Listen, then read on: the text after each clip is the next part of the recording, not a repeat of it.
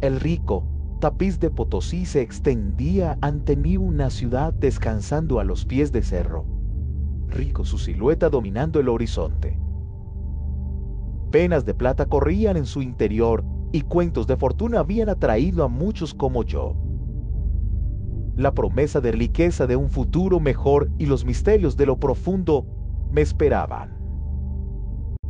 Al poner pie en el desgastado sendero hacia la mina, sentí el peso de mis antepasados en mis hombros.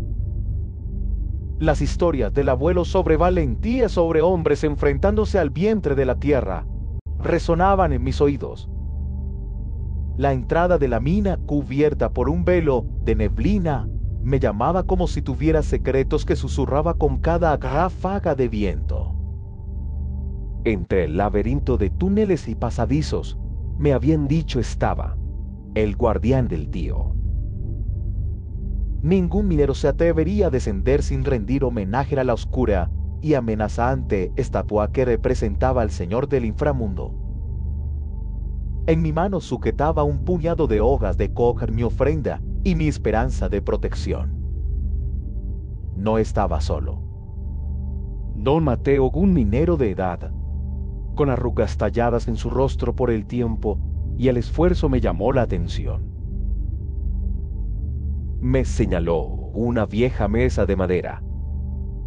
Sobre ella había una serie de ofrendas, velas, alcohol e incluso cigarros. Una pantalla cerca mostraba grabaciones antiguas de mineros pasados realizando rituales y cantando canciones ancestrales. Era un puente entre lo antiguo y lo moderno, la tradición y la tecnología. Al caer el sol, las sombras se alargaban y la atmósfera se cargaba de anticipación. La entrada parecía palpitar viva esperando. Escuché rumores sobre una nueva administración que poco valoraba las antiguas tradiciones. Algunos decían que incluso consideraban detener las ofrendas, calificándolas de simples supersticiones. Tomé un profundo aliento. El aroma del incienso quemado y la tierra húmeda llenaba mis fosas nasales. A pesar del atractivo de la plata de abajo, un escalofrío inquebrantable me recorrió la espina. Al rincón de mi ojo creí ver que la estatua del tío se movía ligeramente. Era un juego de la luz tenue, una señal de lo que vendría. Esa noche me uniría a los que habían aventurado antes que yo un nuevo capítulo en una historia antigua. Pero mientras me preparaba para descender, una voz suave y casi inaudible resonó: recuerda, las ofrendas, respeta al guardia. Miré a mi alrededor. No había nadie. Solo el viento, la mina y los siempre vigilantes ojos del tío. El primer día de trabajo en las minas fue exigente, pero había un ritmo en ello.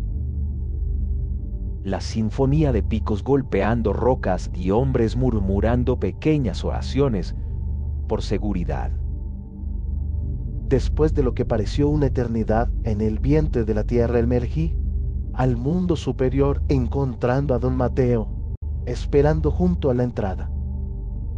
Me señaló un tronco, invitándome a sentarme a su lado.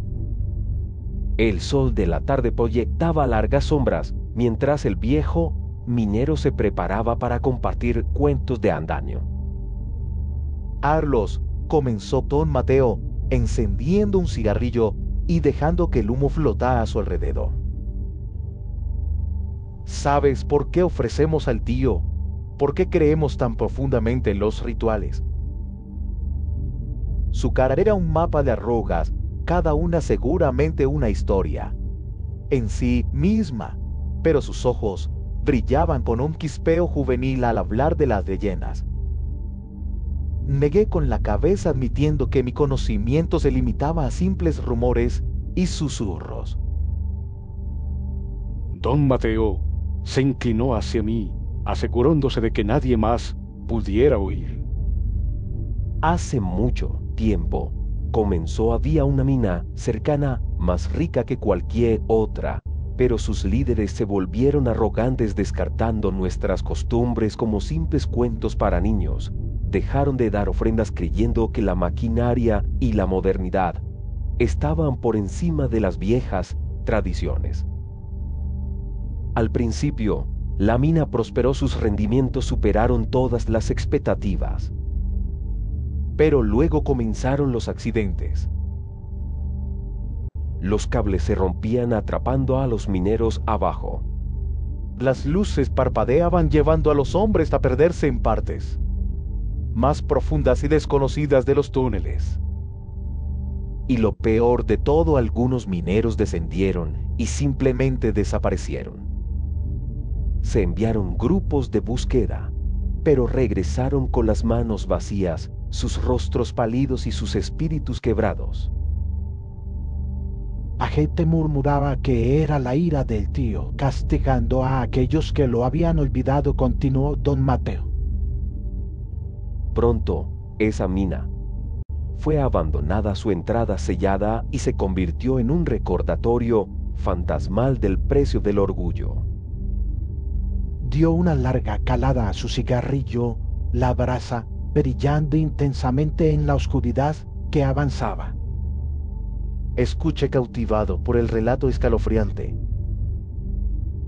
El viento parecía llevar los ecos dolorosos de los mineros perdidos y la silueta de la montaña se alzaba amenazante. Mi escepticismo flaqueó, reemplazado por un creciente temor y un renovado respeto por las tradiciones. Don Mateo, sintiendo mi inquietud, puso una mano reconfortante en mi hombro. Recuerda, Carlos, susurró, las minas pertenecen al tío, nosotros solo trabajamos en ellas.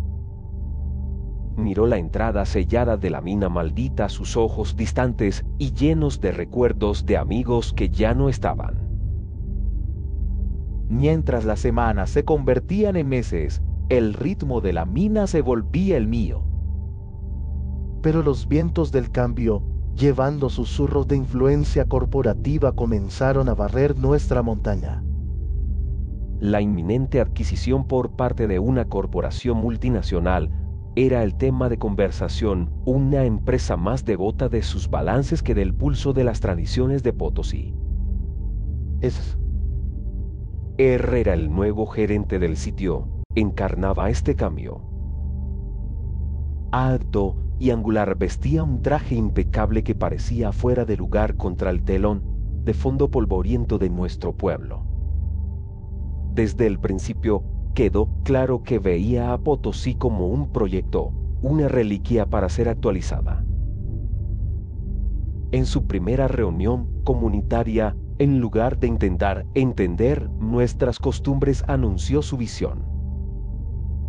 Somos pioneros de la nueva era, declaró, su voz resonando a través de la vasta caverna. Es hora de abandonar las prácticas obsoletas y abrazar el futuro. Tus palabras no solo prometían, sino que amenazaban, y nosotros, los mineros, nos sentíamos como simples obstáculos en su gran diseño. La gravedad de esta nueva era se hizo indudablemente clara una mañana. En la entrada de la mina, un memorándum estaba prominente. Con efecto inmediato se deben detener todas las ofrendas rituales tan tío. Continuaba diciendo, dichas prácticas son anticuadas y no se alinean con la visión de la compañía para una mina moderna y rentable. La incredulidad y los murmullos se propagaron entre nosotros. Sin embargo, estos sonidos de disidencia fueron rápidamente silenciados por los atentos ojos de los nuevos supervisores.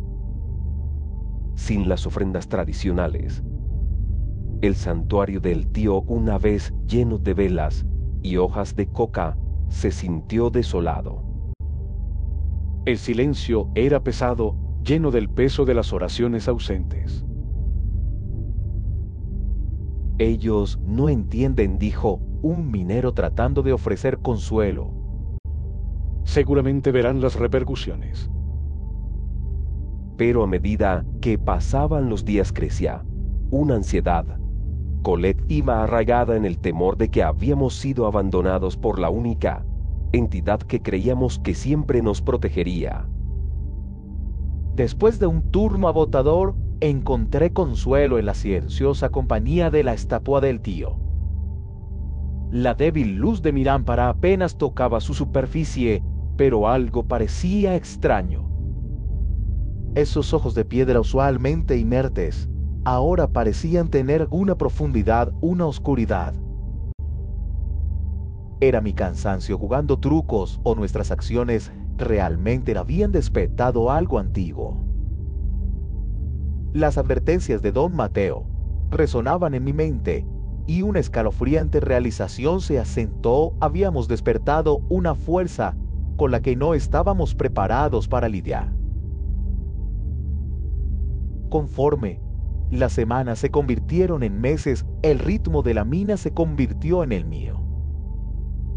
Pero el cambio, como siempre sucede, llegó a nuestra montaña. Rápidamente corrió la voz de una nueva administración tomando el control. Su reputación los precedía una corporación multinacional, conocida más por sus resultados financieros que por su respeto a las costumbres locales. Los trabajadores susurraban sobre su enfoque en eficiencia y reducción de costos, mientras la sombra oscura de la maquinaria reemplazaba al hombre y la tradición. El señor Herrera, el nuevo gerente del sitio, era un hombre alto con un traje impecable que parecía fuera de lugar en el polvoriento paisaje de Potosí. Su primera reunión con el pueblo fue más un monólogo. «Estamos aquí para modernizar», comenzó su voz resonando en la vasta caverna. «Fuera con cuentos viejos y bienvenida al progreso». Habló con un marcado desdén hacia nuestras costumbres, pero ¿qué podíamos hacer los simples mineros? Éramos meros engranajes en una enorme máquina. Una mañana, mientras nos preparábamos para descender, un memo fue colocado en la entrada. Las palabras nos golpearon como un puñetazo con efecto inmediato. Todas las ofrendas ritualísticas al tío deben cesar. Estas prácticas se consideran supersticiosas y no contribuyen a la rentabilidad de la mina. Murmullos de incredulidad y preocupación recorrieron la multitud, pero esos murmullos fueron rápidamente silenciados por las frías miradas de los supervisores. El antes bullicioso santuario al tío lleno de velas, hojas de coca y alcohol quedó desolado. La extrañeza del silencio era palpable. «Es solo charla corporativa», un minero intentó consolar a otro. «Pronto verán su importancia». Pero en el fondo una creciente inquietud se asentó en nuestros corazones. Nos habían despojado de nuestra protección, dejándonos vulnerables en las mismísimas entrañas de la tierra que reverenciábamos. Esa noche, después de un agotador día, me encontré solo cerca de la estatua del tío. El tenue resplandor de mi lámpara apenas iluminaba sus rasgos. Pero al observarla parecía diferente. La estatua parecía mirar de vuelta a sus ojos más oscuros, más penetrantes.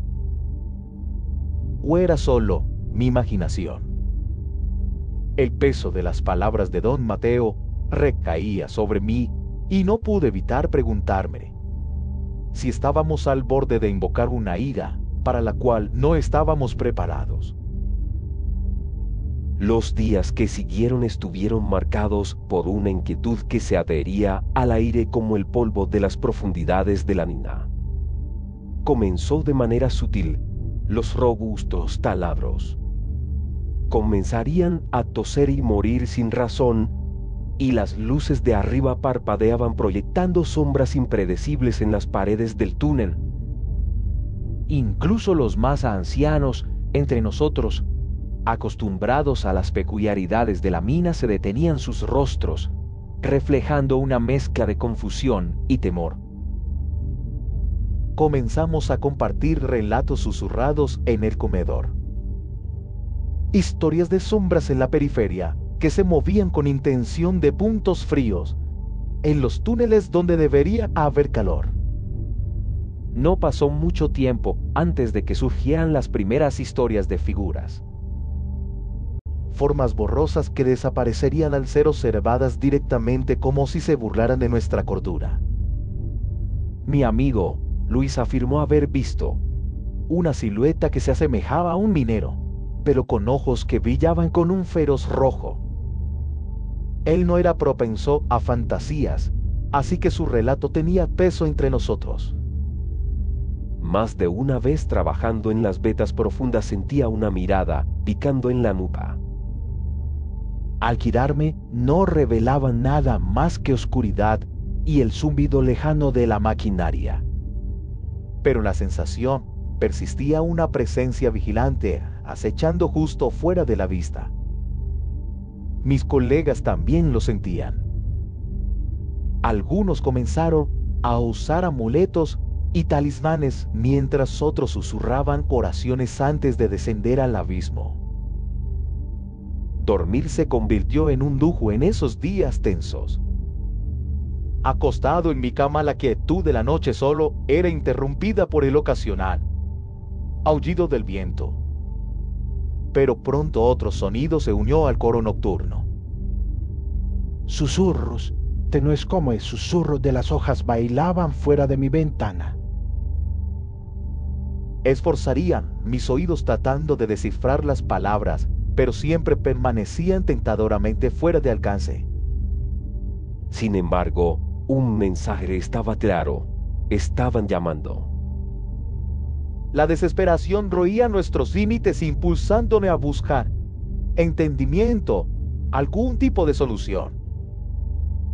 Un día, después de mi turno, me encontré frente al casillero de don Mateo. El viejo minero siempre tenía historias, y tal vez, solo tal vez, había dejado respuestas. Un empujón con mi codo reveló una esquina sin sellar, y de ella deslizó un viejo libro polvoriento con encuadernaciones de cuero desgastado. La curiosidad pudo más que yo. Abrí el tomo, sus páginas amarillentas y delicadas. Las notas manuscritas y los bocetos indicaban rituales, encantamientos y dibujos detallados de las ofrendas que se hacían al tío. Cada diagrama, cada palabra se sentía como un salvavidas. Una sección del libro estaba marcada con una cinta desgastada. Las palabras en la página decían: cuando la mina no da tributo, el tío toma el suyo. Debajo, un encantamiento en un dialecto antiguo, supuestamente para apaciguar al espíritu enfurecido, estaba acompañado de una lista de ingredientes para una ofrenda. El peso de nuestros errores colectivos, de la arrogancia de la nueva administración, caía sobre mí. La necesidad de actuar, de restaurar el equilibrio, se sentía urgente. Me acerqué a algunos de mis compañeros más cercanos con la idea de realizar secretamente el ritual. Aunque cautelosos, los eventos de las últimas semanas los hicieron receptivos. Tendríamos que ser discretos, remiendo los ingredientes sin llamar la atención. La noche que elegimos no tenía luna al cielo, era una vasta extensión de oscuridad.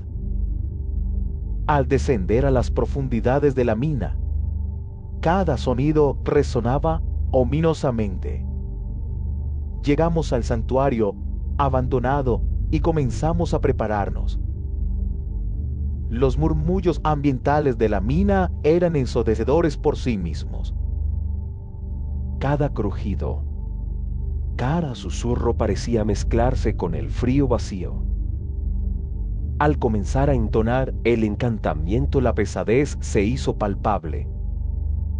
Podía sentir el peso de la mina en mi pecho, su aliento frío contra mi cuello. La decisión de quedarme en la mina durante la noche no fue fácil. Las historias de don Mateo, los escalofriantes sucesos, los susurros. Todo culminaba en una inquietud innegable y sofocante. Sin embargo, la necesidad de saber de ser testigo era una fuerza más poderosa. Me acomodé en un rincón, oculto atenuando mi lámpara para evitar llamar la atención. El silencio de la mina era espeso, roto, solo por el ocasional goteo de agua a lo lejos. Las horas parecían prolongarse. Mis párpados se volvían pesados y la oscuridad constante amenazaba consumirme en el sueño. Pero justo cuando estaba a punto de sucumbir, un sonido me sobresaltó. Pasos suaves y deliberados resonaban desde las profundidades, acercándose. Con ellos una risa, inhumana y burlona, retumbaba en el espacio cavernoso. Parecía provenir de todas partes y de ninguna a la vez. Tomando una respiración superficial, me atreví a asomarme desde mi escondite. Allí, emergiendo de la oscuridad, estaba una figura sombría. Alta, con extremidades alargadas y un porte casi regio. Los detalles eran difíciles de discernir, pero la presencia era inconfundible. Era el tío. Se movía como si flotara buscando, cazando. De repente se detuvo, su mirada fija en un punto, lejos de mí. Un minero, probablemente Luis, que también había decidido quedarse, estaba agazapado detrás de unas rocas. El siguiente instante pareció eterno. La forma del tío se desplazó hacia el minero tembloroso, envolviéndolo en sombras. Pude escuchar súplicas apagadas, la escalofriante risa creciendo en intensidad. Quería gritar, intervenir, pero el miedo ahogó mi voz. Todo lo que podía hacer era mirar paralizado, con la aterradora imagen del encuentro con el tío grabada permanentemente en mi mente. Supe que no podía quedarme de brazos cruzados. Al comenzar el ascenso del sol tiñendo las montañas con tonos dorados, me dirigí apresuradamente a la casa de don Mateo. En la pequeña vivienda de adobe con su techo de tejas de barro, permanecía como testigo de tiempos pasados. Encontré al viejo minero en su patio, cuidando un lecho de brillantes flores de cempasúchil cuyos pétalos anaranjados contrastaban con las manos curtidas y endurecidas que las cuidaban. Levantó la vista a sus ojos explorando los míos, pareciendo saber por qué había venido. «¿Lo has visto?», murmuró. Asentí con la garganta apretada por el miedo no expresado. Don Mateo me hizo señas para que entrara, llevándome a una habitación llena de artefactos de la historia de la mina antiguas, lámparas, fotografías descoloridas y objetos ceremoniales. Habló de un ritual olvidado, uno del que solo se hablaba en susurros, diseñado para restablecer el equilibrio perturbado por la imprudencia humana. Las ofrendas al tío, comenzó, no eran solo velas, hojas de coca o alcohol, simbolizaban respeto, comprensión y unidad para apaciguarlo. Verdaderamente ahora las ofrendas tenían que ser del corazón, genuinas, no solo materiales, sino de espíritu. El tiempo parecía crítico a medida que la noticia se extendía entre los mineros. Pronto nuestra estrecha comunidad se reunió, comprendiendo la gravedad de la tarea que teníamos por delante. Al caer el sol nos encontrábamos unidos en la entrada de la mina, las lámparas proyectando sombras titilantes sobre las rugosas paredes. Se dispuso una mesa cubierta con un paño rojo profundo donde se colocarían las ofrendas. Uno a uno los mineros dieron un paso al frente. Manuel, con los ojos llenos de lágrimas, colocó un reloj antiguo en la mesa, un recuerdo de su abuelo. Ana, esposa de un minero, susurró una sincera oración prometiendo enseñar a sus hijos la importancia de honrar el pasado. Jorge, normalmente un hombre ruidoso, admitió suavemente sus arrepentimientos prometiendo enmendar los errores del pasado. La autenticidad de estos gestos, estos momentos de corazón expuesto, era palpable. Don Mateo, liderando nuestro esfuerzo colectivo, comenzó el canto ritual. Me uní a él y también lo hicieron los demás. Nuestras voces se fusionaron creando una resonancia, casi hipnótica. El aire se volvía más frío. Mientras cantábamos, nuestras voces retumbaban como si la misma mina estuviera hablando con nosotros. Las semanas siguientes fueron un marcado contraste con los inquietantes días anteriores. La mina, aunque aún resonaba con los trabajos del labor, ahora tenía un aire de paz. La risa regresó, las conversaciones fluyeron y los ánimos se elevaron. Sin embargo, la recién encontrada tranquilidad estaba interrumpida por un detalle inquietante: la ausencia notoria del jefe, el señor Rivera. Los trabajadores cuchicheaban entre ellos, compartiendo teorías y especulaciones en voz baja. Algunos decían que había huido abrumado por la culpa. Otros sugerían que había sido comprado por una empresa minera rival. Pero en medio de los rumores, un escalofriante recordatorio de su presencia o falta de ella resaltaba. Cada mañana, al acercarme a la entrada de la mina, encontraba un par de botas de cuero castado colocadas ordenadamente una al lado de la otra. Cada día un par fresco, indiscutiblemente perteneciente al señor Rivera. Una tarde, mientras el sol arrojaba sus tonos dorados sobre el paisaje boliviano, me acerqué a don Mateo en busca de claridad. Él miró a lo lejos, una expresión grave en su rostro. El tío puede perdonar, comenzó su voz cargada de significado, pero nunca olvidar. El peso de todo lo que había presenciado oprimía mi alma. La risa de mis compañeros mineros, que una vez fue un sonido reconfortante, ahora se sentía distante. Cada sombra guardaba un recuerdo, cada eco un recordatorio fantasmal. Me di cuenta de que mi tiempo en las minas había llegado a su fin. Antes de partir, sentí la necesidad de visitar la mina una última vez para rendir mis respetos y encontrar un cierre. Al aventurarme más adentro, la humedad y oscuridad familiares me envolvieron. Pero al llegar a la cámara central, una nueva visión me esperaba. Una estatua recién esculpida del tío, incluso más detallada que antes. Y allí, prominentemente en su mano de piedra, estaba el inconfundible reloj del señor Rivera, su superficie dorada brillando débilmente en la tenue luz. De pie allí, la realidad de las leyendas de la mina se arraigó por completo en mí. Comprendí la importancia de honrar las tradiciones, de respetar las fuerzas, más allá de nuestro entendimiento. Con el corazón apesadumbrado, me despedí de don Mateo y partí en busca de un nuevo capítulo en mi vida. Al dejar Potosí atrás, prometí nunca olvidar el poder de lo no visto y las historias que unen generaciones.